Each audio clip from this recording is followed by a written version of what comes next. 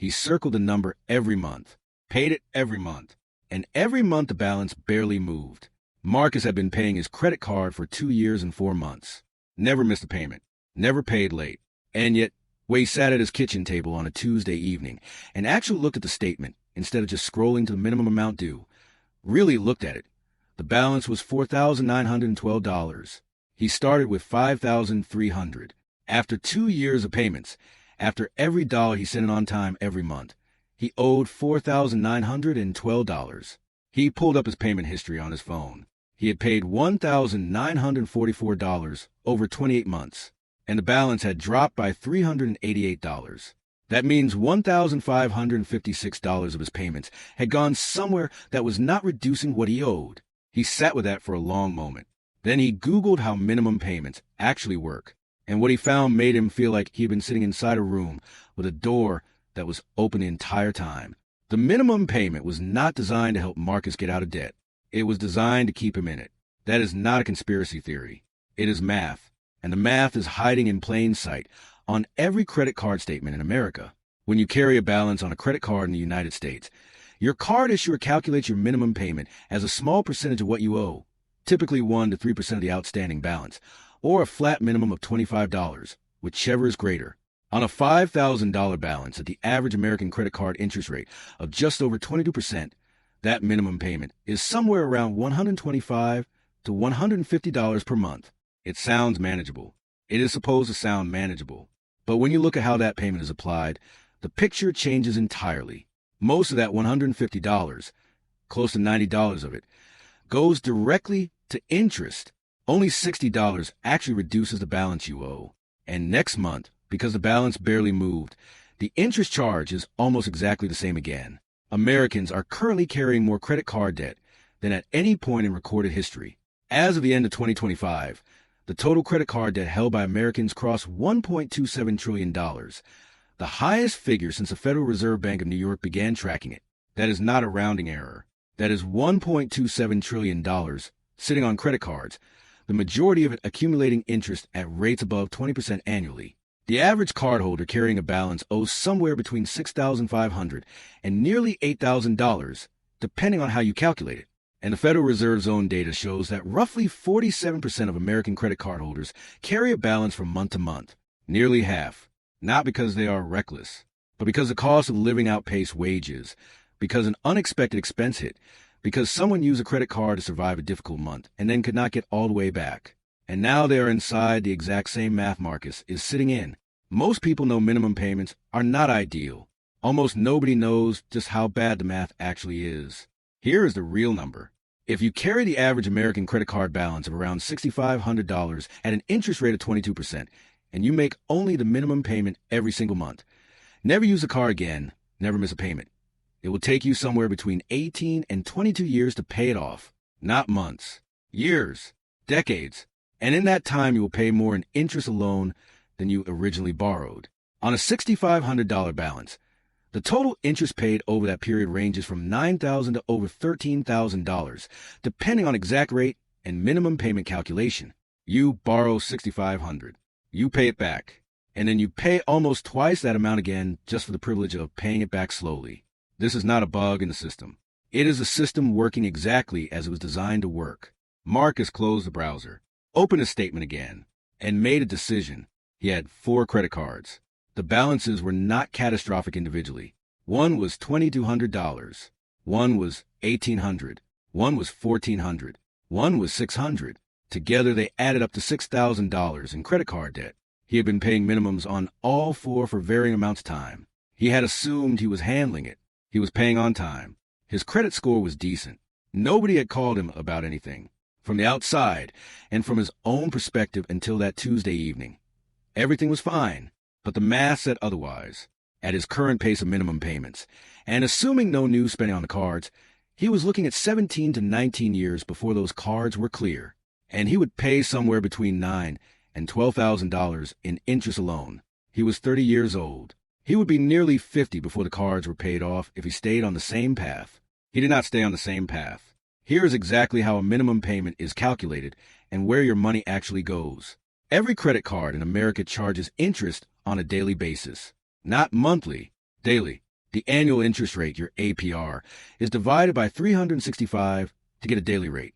On a 22% APR card, that is roughly 0.06% per day. Multiply that by your balance, and that is the interest accruing every single day you carry a balance. When your billing cycle closes and your minimum payment is due, the card issuer adds up all the daily interest charges from that period. On a $2,000 balance at 20%, that monthly interest charge is around $37. Your minimum payment might be $55. That means $18, less than a third of what you paid, actually reduced your balance. The other $37 did nothing for you. It compensated the lender for the use of their money. And because your balance barely dropped, next month the interest charge is almost exactly the same $37 again. The cycle runs until you either pay it off aggressively or it runs for decades. The minimum payment is also designed to shrink as your balance shrinks, which sounds helpful and is actually a trap. Most cards calculate the minimum payment as a percentage of your current balance.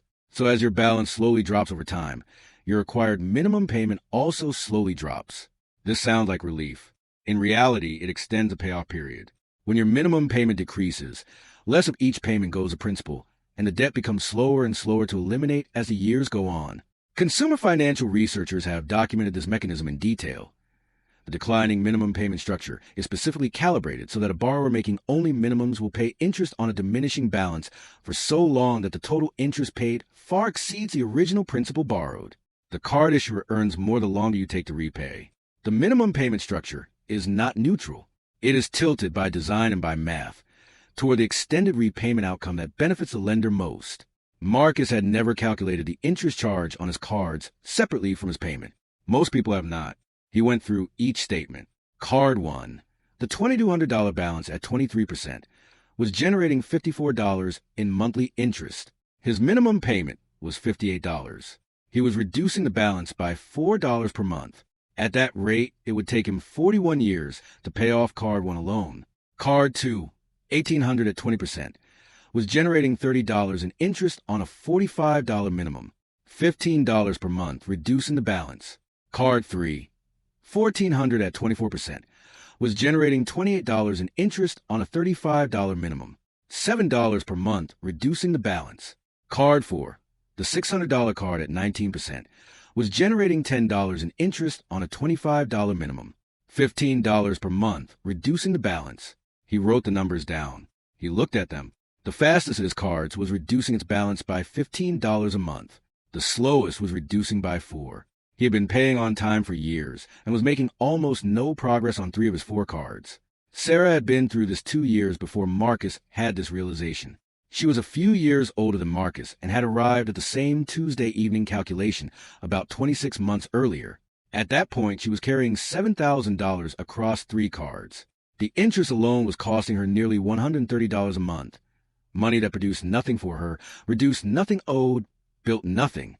She described it to Marcus later as paying rent on money she had already spent. The metaphor landed. She had started researching debt elimination strategies the same way Marcus was now sitting at his kitchen table Googling minimum payments. And she had landed on a plan that cleared her $7,000 in credit card debt in 18 months, using no windfall, no dramatic income increase, and no financial wizardry. Just a strategy and the discipline to apply it consistently. She laid it out for Marcus over coffee one afternoon, and Marcus listened the way people listen when they hear something they genuinely needed to hear. There are 2 methods that actually work for paying off credit card debt faster. Sarah walked Marcus through both. The first is called the debt avalanche. You list every credit card you carry a balance on, order from highest interest rate to lowest. You make the minimum payment on every card except the one at the top of the list, the highest rate card. Every extra dollar you can redirect goes to that card, and you attack it aggressively until balance reaches 0. Then you take everything you were paying on that card and roll it to the next highest rate card. The logic is mathematical. You are eliminating the most expensive debt first, which reduces the total interest you pay over the entire payoff period. For someone like Marcus with balances spread across 4 cards at different rates, the avalanche method would save the most money in total interest over the payoff period. The second method is called the debt snowball. Same structure, different order. You list the cards from smallest balance to largest, and you attack the smallest balance first regardless of interest rate. You get a faster win, a clear card sooner, and the psychological momentum that comes from seeing a balance hit 0 for the first time. Marcus chose a debt avalanche because the numbers told him to. Sarah chose a snowball because the psychology told her to. Both of them are now debt-free on their credit cards. The method matters less than the commitment to the method. What both approaches have in common is the core principle that separates people who break the minimum payment cycle from people who stay in it for decades. You must pay more than the minimum, not dramatically more necessarily. Even an extra $50 per month applied consistently to the right card changes the math entirely. Research from the National Foundation for Credit Counseling has consistently found that the single most effective intervention for credit card debt reduction is not a negotiation with a lender or a balance transfer offer. It is a decision to identify the highest priority card and add a fixed extra amount to its payment every single month, automated, before any other discretionary spending decisions get made. Marcus set his extra payment at $100 per month. We will see exactly what that did to his payoff timeline. Marcus started with card 3, not because it made perfect mathematical sense, but because he did the calculation wrong the first time. He had intended to start with his highest interest card, which was card 3 at 24%. In his calculation of which card to attack first, he matched Sarah's avalanche recommendation correctly. Card 1 at 23% was second. Card 2 at 20% was third. Card 4 at 19% was last. He set minimum payments on cards 1, 2, and 4, making sure every card was paid on time every month. Everything extra went to card 3. His minimum on card 3 was $35. He added $100 on top, making his monthly payment $135 on a $1,400 balance, generating $28 in monthly interest. Instead of reducing by $7 a month, he was now reducing by $107 a month. Card 3 was gone in 11 months. He transferred what he had been paying on card 3, $135, onto card 1, the 23% card. His new card 1 payment became $193 a month on a balance that had been slowly declining by $4 a month before and was now declining by $139 a month. The moment Marcus cleared card 3 was the moment the whole thing became real to him. Month 11, he opened his banking app and the balance on card 3 read 0. He had never cleared a credit card balance before. He had been carrying debt on at least one card since he was 22 years old. Seeing that 0, even on the smallest card, did something to his understanding of what was possible. Sarah had told him this would happen. She said the first 0 balance is when you stop thinking of yourself as someone who carries credit card debt and start thinking of yourself as someone who is eliminating it. The framing change was real. His total debt had gone from $6,000 to $4,580 in 11 months of focused payments. That was a reduction of $1,420. In the previous 28 months of minimum payments, he had reduced his total debt by $388. 11 months of the new approach had done more than 2.5 years of minimums. Card 1 fell 14 months after card 3. Card 2 fell 9 months after that. Each time a card cleared, the payment rolled into the next. By the time Marcus was attacking card 2, his monthly payment on that card was $338. The combined accumulated payments from every card he had cleared before added to the original minimum on card 2. An $1,800 balance at that payment rate was gone in 6 months. Card 4, the final one at $600 and 19%, took 5 months to clear once the full payment power rolled onto it. From the day Marcus sat at his kitchen table and actually read his statement to the day his last card hit 0 was 39 months. 3 years and 3 months. He paid a total of approximately $2,100 in interest across the entire payoff period. Had he stayed on minimum payments, the interest alone would have been between $9,000 and $12,000 across a 17 to 19-year payoff period. The difference in total interest paid, $7,000 to $10,000 saved, came from one decision: adding $100 extra per month and applying a strategy. The two biggest mistakes people make when trying to pay off credit card debt faster. The first mistake is putting the extra payment on the wrong card. Marcus almost made this error himself. He almost directed his extra $100 to the card with the smallest balance rather than the highest rate, because the small balance felt the most achievable. That impulse is understandable, and it is why the debt snowball approach exists and works psychologically. But if you can maintain motivation without the quick win, the avalanche, highest rate first, will save you more money. The second mistake is not adjusting the minimum payment on the other cards when the minimums naturally decrease over time. As your balance drops, your minimum payment calculation drops too. Many people redirect that freed up money into spending. The correct move is to keep paying the same amount you were paying before, So the extra money continues reducing principal on each card, even while you are focusing your big attack on the priority card. The minimum payment reduces. Your payment stays flat. The balance drops faster because of it. There is one more thing Marcus discovered that changed how he thought about credit cards entirely. While he was working his way through his payoff plan, he started paying attention to the interest charges on his monthly statements in a way he never had before. He watched the interest charge on card 1 drop month by month as the balance declined. The first month it was $54. By month 8 of his attack on card 1, it was $29. By month 12 it was $11. He was watching in real time as the cost of carrying the debt got cheaper with every payment. The debt was weakening, and he noticed something else. The money he was no longer paying interest, as each card cleared, became money he had access to. When all 4 cards were clear, he had $363 per month that had been going to credit card debt. He redirected every dollar of that into a high-yield savings account, and then, 6 months later, into a Roth IRA. The credit card companies had been receiving that money for years. Now it was going somewhere that would actually grow. Here is exactly what to do this week if you carry any credit card balance at all. Step 1. Find every credit card you carry a balance on and write down the balance, the interest rate, and the current minimum payment. You need all 3 numbers for each card. If you do not know your interest rate, it is on your monthly statement under terms, or you can call the number on the back of the card and ask. Step 2. Order the card from highest interest rate to lowest. This is your attack order if you're using the avalanche. If you need the psychological momentum of a quick win, order them from smallest balance to largest. Either works. Pick the one you will actually stick to. Step 3.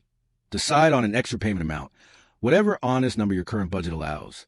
$50 extra, $100 extra, even $25 extra makes a measurable difference over time. Step 4. Set that extra payment to automatic on your priority card for the same date every month. It does not live in a decision. It just happens. Step 5. Pay the minimum and not $1 more on every other card until priority card hits 0. Then roll everything to the next. What about balance transfers, debt consolidation, and credit counseling? All 3 can be useful tools depending on your situation. A balance transfer moves your high-rate credit card balance to a new card offering 0% interest for a promotional period, typically 12 to 21 months. If you can aggressively pay down the balance during that period before the promotional rate expires, you save substantially on interest. The risk is that many people transfer and then continue spending rather than paying, ending up with the old card balance growing again alongside the new card. Used with discipline, it is one of the most effective short-term debt reduction tools available.